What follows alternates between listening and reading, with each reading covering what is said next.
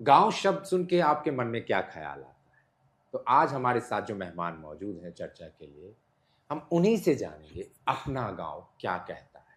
तो सबसे पहले हम इनका इंट्रोडक्शन जानते हैं। तो सर सबसे पहले आप अपने बारे में कुछ बताइए? धन्यवाद। नमस्कार।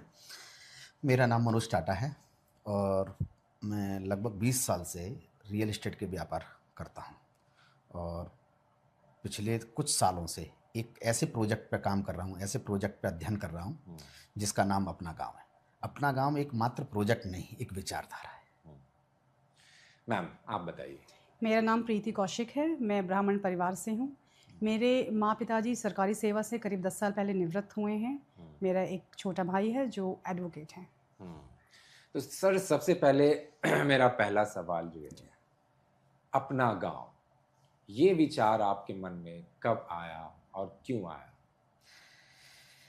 मैं 2022 में प्रशांत विहार दिल्ली आया था। हुँ, तो मैंने शहरी जीवन को बहुत नज़दीक से जिया। हुँ, तब मैंने एहसास किया कि नहीं, इनके पास करोड़ों रुपया होने के बाद भी, हुँ, कुछ लोग तो अरबपति होने के बाद इनको ना भी ये पता नहीं है कि ये खा क्या रहे हैं हुँ, और जानकारी नहीं है। भाई ऑर्गेनिक के नाम पे पैसे फूके जा रहे हैं। तो मैंने कहा नहीं, मैं कुछ ऐसा एक सैंपल बनाऊंगा, एक ऐसा मॉडल बनाऊंगा जो भारत को एक फिर द्वारा रिप्रेजेंट करे कि नहीं, भारत की असली आत्मा अगर कोई है तो वो अपना गाँव है। यहाँ का पॉल्यूशन, खाना, ये सब चीज़ देखने के बाद मुझे लगता है कि नहीं, फार्म हाउस लोगों ने बेचे हैं, कमर्शियल बेचा, रेजिडेंशियल बेचा, अभी तक किसी ने एक विलेज नहीं बनाया। हुँ, तो फिर मैंने एक नया कॉन्सेप्ट पे काम किया, अध्ययन किया और उसके लिए एक टीम खड़ी करी।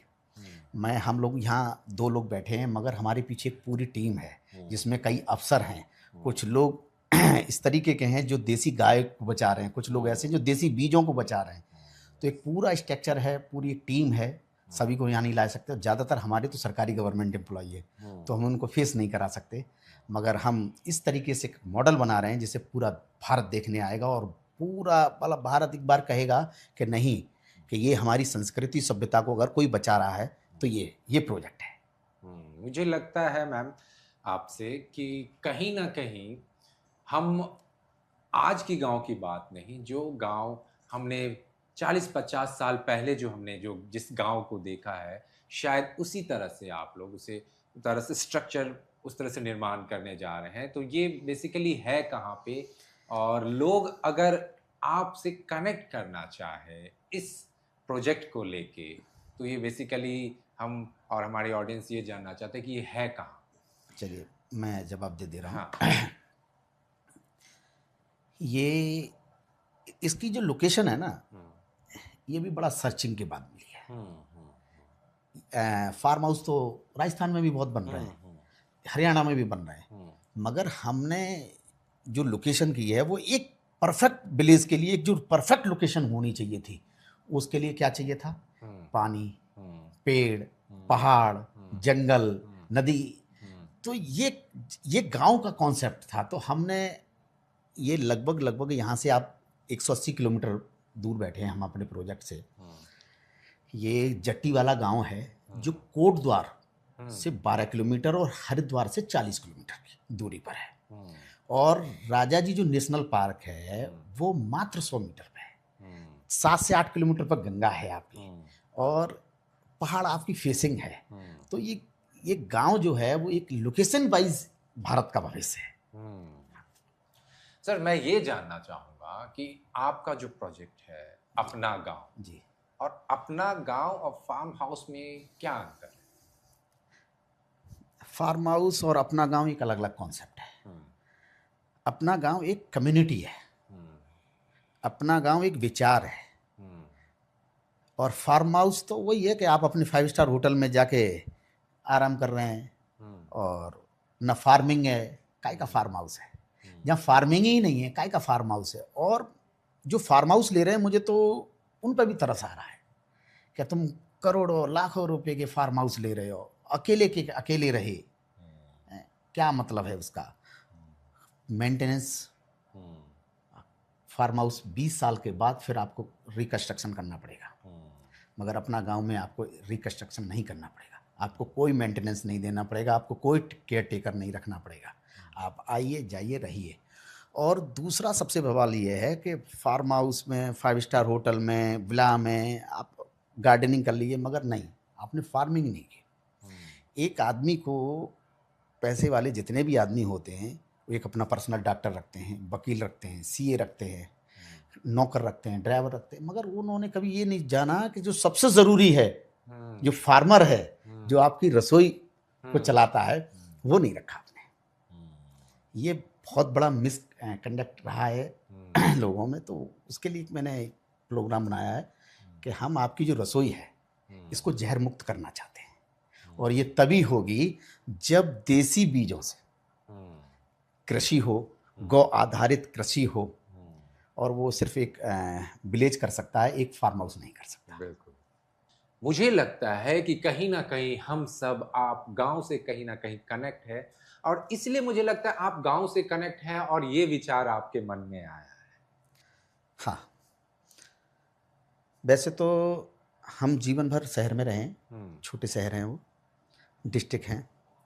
मेरे फादर डॉक्टर थे, अब रिटायर्ड हैं। और हम जब छोटे छोटे थे तो हम छुट्टियों पे गांव ही जाते थे। तो हमने उन 1-1.5 महीने में जो जीवन जी लेते थे, हम पूरे 11 महीने ये सिर्फ इस बात का इंतजार करते थे, 10 महीने इस बात का इंतजार करते थे कि छुट्टी होंगी तो हम गांव जाएंगे। हाँ, गांव में जो खेले हैं, मैंने कभी स्विमिंग पूल कभी देखा नहीं। मैंने जो स्विमिंग की है वो नहर में की है। मैं आज परफेक्ट स्विमिंग करता हूँ। हाँ, तो हमने पेड़ देखे हैं, हमने फल तोड़े हैं, हमने ये सब हमने खरीदे नहीं। हम बचपन में हम क्या कहाँ से खरीदे, सब हमने जमीन से और पेड़ों से लिया। हाँ मैम, गांव के साथ आप कितना कनेक्ट हैं? देखिए, मैं दिल्ली में ही, मेरा बॉर्न एंड ब्रॉट अप मेरा दिल्ली में ही है। हम भी, लेकिन उतना बचपन हमने भी जिया है कि कभी 2 महीने की छुट्टियों में मामा के घर चले गए, तो एक झलक मैंने देखी हुई है गांव की। और हमारे बचपन जो था वो सामाजिक था। जैसे कि मैंने भी पढ़ा है कि मनुष्य एक सामाजिक प्राणी है।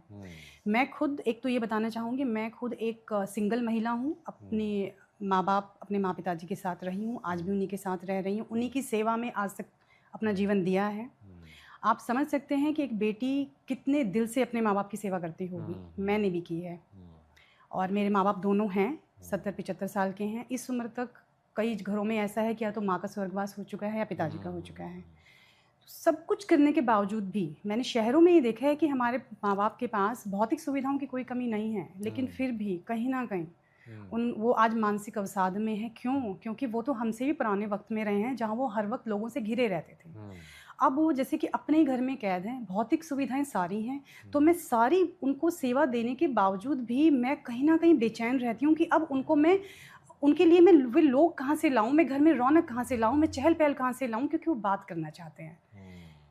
तो जैसे कि बस पार्क में जाते हैं तो 1-2 घंटा उनका निकल जाता है। मैं ये नहीं कह रही संतान बुरी हैं या बेटे बुरे हैं, बुरा कोई नहीं है, लेकिन शहरीकरण की इतनी भागदौड़, जहाँ पे हमें अपना जीवन यापन करने के लिए कमाना भी है, तो संतान भी दुखी है अंदर से कि वो माँ बाप, उन्हें पता है कि माँ बाप अकेलेपन से बहुत दुखी हैं, पूरे दिन में 5 मिनट बातचीत नहीं है घरों में, तो संतानों के पास टाइम नहीं है। सामाजिक संरचना पूरी तरह से बदल चुकी है, कोई किसी के घर आना जाना रहा नहीं है। तो आप थोड़े में ज़्यादा समझने की कोशिश करें। तो मैं उन संतानों के लिए ये एक मैसेज ज़रूर देना चाहूँगी जिनके पास किसी भी तरह की कमी नहीं है, लेकिन वो माँ बाप को टाइम नहीं दे सकते हैं। वो अपना गांव में रजिस्ट्रेशन करवाएं, क्योंकि मैंने स्वयं अपने लिए कराया है। क्योंकि मैं भी चिंतित थी अपने भविष्य के बारे में कि मेरा कौन करेगा, मेरे से कौन बातें करेगा। तो हमारे को जो ये छोटी मोटी शारीरिक बीमारियाँ लगी हुई हैं जो बहुत कॉमन हो गई हैं, हाई BP, सर्वाइकल, शुगर, मैंने खुद देखा है कि जब आप सोशलाइज होते हैं, आप बातचीत करते हैं, आपका मानसिक दबाव कम होता है, वहाँ से आपकी बीमारियां भी कम होती हैं जब आप अंदर से खुश रहना शुरू करते हैं। तो उन संतानों के लिए खास एक मैसेज मेरा व्यक्तिगत है, क्योंकि मेरा व्यक्तिगत अनुभव है। मैं कितनी भी सेवा कर रही हूँ, पर फिर भी मुझे लगता है माँ बाप कहीं ना कहीं चुप हैं। वो बात करना चाहते हैं, उन्हें समय चाहिए जो हमारे पास नहीं है। तो अपना गाँव एक बिल्डिंग, एक फार्म हाउस, एक ओल्ड एज होम बिल्कुल नहीं है। एक व्यवस्था है और एक ऐसी व्यवस्था जो हम अपने व्यक्तिगत अनुभवों के आधार पर बनाने जा रहे हैं इस गाँव को। तो आप समझ सकते हैं हम क्या ही बनाएंगे। So it is going to be one of its own kind. अपने आप में एक अनोखा, बड़ी चीज़ है, वक्त लगेगा। तो अपने ना, और ये मत समझिएगा कि ये सिर्फ बुजुर्ग माँ बाप के लिए ही है। हमारे सबके जीवन में बहुत से ऐसे साथी, ऐसी हमारे पास कहानियाँ हैं जिनको हम अपना नहीं बना पाए किसी भी दबाव के चलते, लेकिन उनसे हमारा प्रेम था और आज भी कहीं न कहीं हम कनेक्टेड हैं और वो भी आज इस उम्र में पहुँच चुके हैं कि शायद हम उन्हें यदि उपहार में कुछ देना चाहें, जो हमसे छूट गए हमारे ऐसे साथी, जिन्हें हम अपने जीवन में नहीं ला पाए, अपने जीवन का हिस्सा नहीं बना पाए सामाजिक तौर पे। तो जो भी अकेले हैं और अकेलेपन से ग्रसित हैं, उनके पास पैसे हैं, वो जीना चाहते हैं, उन्हें समझ नहीं आ रहा हम जाएँ कहाँ? तो उनके लिए हम अपना गाँव लाए हैं। आप अपना रजिस्ट्रेशन करवाइए अपने माँ-बाप का या जो भी अकेले आपके साथी रह गए हैं उनका, और उन्हें एक अनमोल उपहार ज़रूर दीजिए, और मैंने स्वयं ने भी कराया है। हाँ जी। सर एक मेरा सवाल, जी अब जैसे इस गांव से कोई जुड़ना चाहे जी तो जैसे क्या प्रक्रिया है, लोग कैसे कनेक्ट करें, कैसे जुड़ पाए? आजकल तो सिंपल है, अपना गांव आप गूगल पे डाल सकते हैं, अपना गांव का एड्रेस है, सारा चीज़ है, मोबाइल है, इंस्टाग्राम है, सब कुछ है। वैसे प्रशांत बिहार में हमारा ऑफिस है। आजकल तो इंटरनेट से आदमी संपर्क करता है। हाँ, जब वो अपना डाले तो उसे गूगल पे सब जगह अपना गांव मिले। सर मेरा सवाल ये है कि मैंने पहला ऐसा प्रोजेक्ट देखा है जहां लोग सदस्यता लेंगे, लेकिन इससे पहले जो मैंने सुना लोग खरीदते हैं, तो इस पे आप क्या कहना चाहेंगे? यही यही ये जो प्रोजेक्ट है ना, इसकी सबसे बड़ी यूएसपी यही है। हम किसी गांव के सदस्य होते हैं, हम किसी देश के सदस्य होते हैं। हम खरीदते नहीं, किसी देश को नहीं खरीदते, हम किसी गांव को नहीं खरीदते, हम उसके सदस्य होते हैं। तो अब हम एक नया कॉन्सेप्ट बना रहे हैं। हम 125 परिवारों को मिलकर एक गांव बना रहे हैं। तो वो सारे सदस्य होंगे और इक्वल होंगे। हाँ, तो हमने क्या किया है, 25 लाख रुपया इसकी सदस्यता फीस रखी है, जिसमें हम 1 बीघा एग्रीकल्चर लैंड देंगे, एक लग्जरी 1 BHK का कॉटेज देंगे, उसको सदस्यता देंगे, प्लस जीवन भर पीढ़ी दर पीढ़ी उनके रसोई को जहर मुक्त बनाएंगे। उनकी जो रसोई में सारा खाना जाएगा वो अपना गांव से जाएगा, चाहे वो दालें हो, मसाले हो, सब्जी हो, दूध हो, घी हो, शहद हो, जितने भी हमें खाने की चीज़ें हैं वो सब जहर मुक्त जाएंगी, कीटनाशक मुक्त जाएंगी, दवा मुक्त जाएंगी। और सिर्फ 1 साल आप खा के देखिए, आपके अपनी बॉडी में अपने आप पता लग जाएगा कि अपना गांव क्या है।